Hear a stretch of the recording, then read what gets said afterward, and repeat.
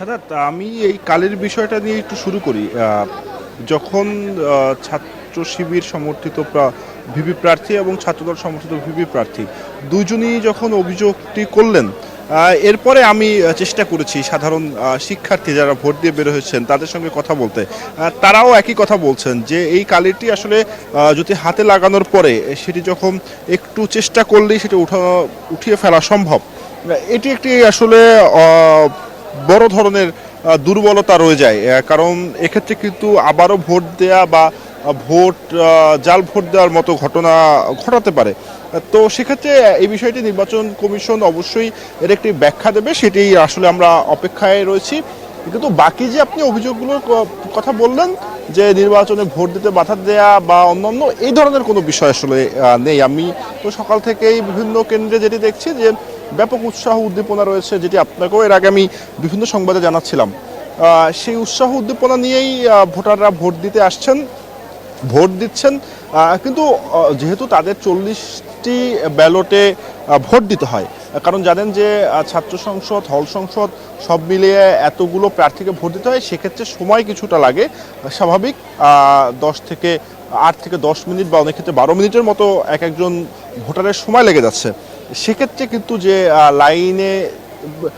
লাইনে একটু বেশি সময় দাঁড়াতে হয় এটি সত্য, কিন্তু যে কালির যে বিষয়টি বললেন সেটা আমরাও যখন শিক্ষার্থী যারা বের হয়েছেন ভোটাররা তাদের সঙ্গে কথা বলেছি, তারা বলছেন যে এই কালিটি আসলে হাত থেকে উঠানো সম্ভব, এমনটি তারা দাবি করছেন। তো সাদাত, এই ছিল এখনকার পর্যন্ত সর্বশেষ তথ্য। ধন্যবাদ সাদাত। আমি আপনার মাধ্যমে কিছু তথ্য দর্শকদের জানিয়ে দিতে চাই। সেটি হচ্ছে 11টার দিকে ছাত্র দলের ভিপি প্রার্থী সাজ্জাদ হোসেন হৃদয় এবং ছাত্র শিবিরের ভিপি প্রার্থী ইব্রাহিম রনি সাংবাদিকদের সাথে কথা বলেছেন। তারা এর আগেই তাদের ভোটাধিকার প্রয়োগ করেছেন এবং ভোট প্রয়োগের বিভিন্ন কক্ষ পরিদর্শন করেছেন এবং যারা ভোট দিয়েছেন ভোটারদের সাথে কথা বলেছেন। এরপরই তারা সাংবাদিকদের সাথে কথা বলেছেন। তারা সাংবাদিকদের সাথে যখন কথা বলেছেন তারা দুইজনই কিন্তু অভিযোগ করেছেন যে অমোচনীয় কালি ব্যবহার করার কথা ছিল, সেই অমোচনীয় কালি কিন্তু নির্বাচন কমিশনার ব্যবহার করেনি। যে কালি ব্যবহার করা হয়েছে সেগুলো মোচনীয় কালি। তারা তার প্রমাণ হিসেবে কিন্তু তারা সাংবাদিকদের নিজেদের ভোট দেওয়ার পর নিজেদের কালি নিজেরা মোছেই আমাদেরকে দেখিয়েছেন। পরবর্তীতে আমরাও কয়েকজন ভোটারের আসলে ভোট দেওয়ার পরে সেই অমোচনীয় কালি মোছা যায় কিনা চেষ্টা করেছি, দেখছি যে আমরা আসলে 2-1 ঘষা দিলেই সেই কালি মুছে যাচ্ছে।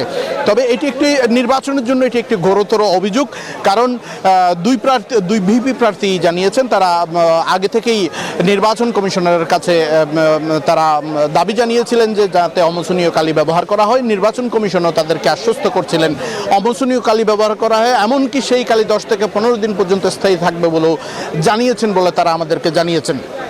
তবে সেই ক্ষেত্রে এমন ঘটনার পর তারা কিন্তু নির্বাচন কমিশনের উভয় পক্ষই কিন্তু নিরপেক্ষতা নিয়ে প্রশ্ন তুলেছেন এবং নির্বাচন কতটুকু নিরপেক্ষ হবে সেই বিষয়েও প্রশ্ন তুলেছেন। অন্যদিকে ছাত্রদলের ভিপি প্রার্থী সাজ্জাদ হোসেন হৃদয় আরেকটা অভিযোগ তুলেছেন, সেটি হচ্ছে প্রায় 20টির উপরে ব্যালট পেপারে স্বাক্ষরবিহীন ব্যালট পেপার ভোটারদেরকে দেওয়া হয়েছে বলে অভিযোগ করেছেন। সেই বিষয়ে তারা নির্বাচন কমিশনের লিখিত অভিযোগ করবেন বলে আমাদেরকে জানিয়েছেন।